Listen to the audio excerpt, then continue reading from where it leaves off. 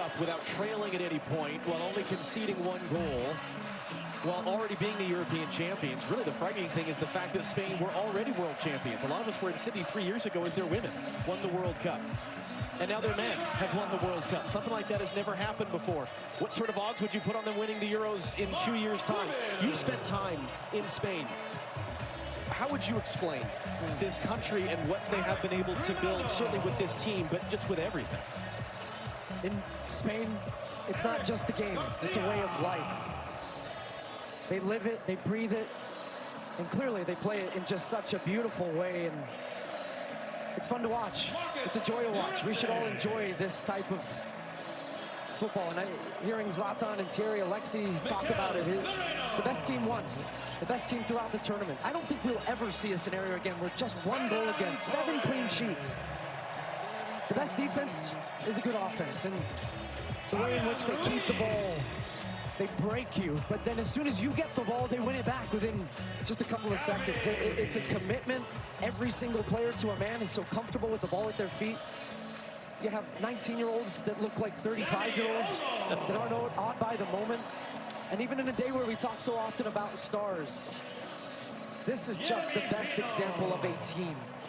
It is a team sport, and the best team won, and the best team showed it throughout this entire tournament. And it's incredible what they do.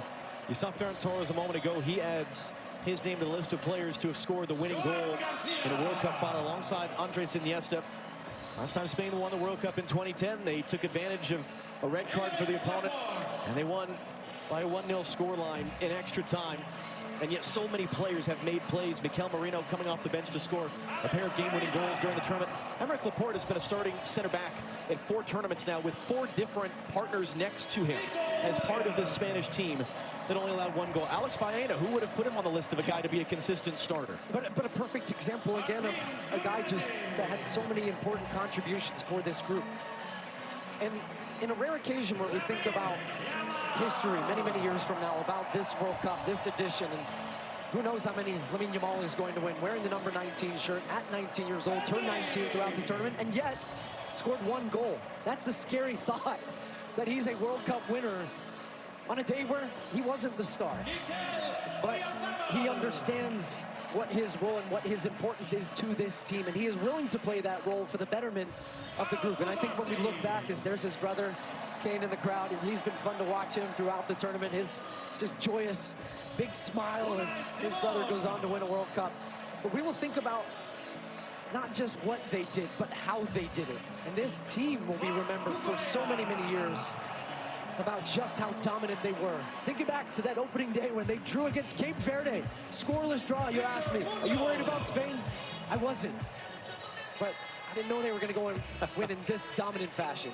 There are now, in the history of the Men's World Cup, 5 teenagers to have won the World Cup while playing in the final, and 2 of them are on the Spanish team. Lamine Yamal and Pau Cubarsí, who, as you saw earlier, received the award for the best young player at the tournament. And Luis de la Fuente is the great example, as his predecessor as World Cup winning coach was Lionel Scaloni, of the Federation man. He was the youth national team coach. He didn't coach at a high-profile club. He wasn't a big star manager. He has done nothing but win, and he becomes now, at the age of 65, the oldest coach to win the FIFA World Cup. He said it best in his post-match interview. He said, this has been coming. We've won at every level, and they have. They win at youth national team levels. He managed this team at the U21s, then gets the senior job, and the most important one of all, he is now a World Cup champion as well. And here comes Rodrigo Hernandez Cascante, better known as Rodri, better known as Golden Ball winner for most outstanding player at this World Cup, 4 Ballon d'Or winner as World Player of the Year, either side of a torn ACL. What a player. A man who has done so many things, and really a guy that makes being a defensive midfielder cool, because he wins the most outstanding player of the tournament, not by scoring and assisting and doing all these things, but by doing all of the other things. And now it will be the job of Rodri with his teammates behind him. They've been together for the better part of 2 months now here in North America. And they traveled from Atlanta to Guadalajara to LA to Dallas and here to New Jersey. One final act of this incredible summer of soccer for Rodri to lift the trophy and for the celebrations to begin both here and overseas.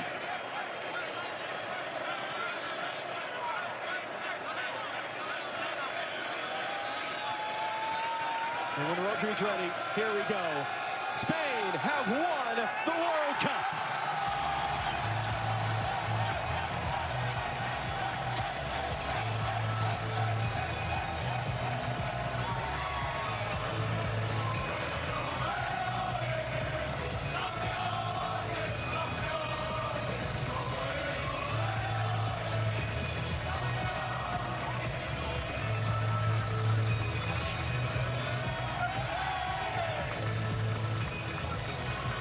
Close, sorry, to do it, and look at what it means to him. If you ever have any doubt of it, this guy still have some fire in his belly. Look at him.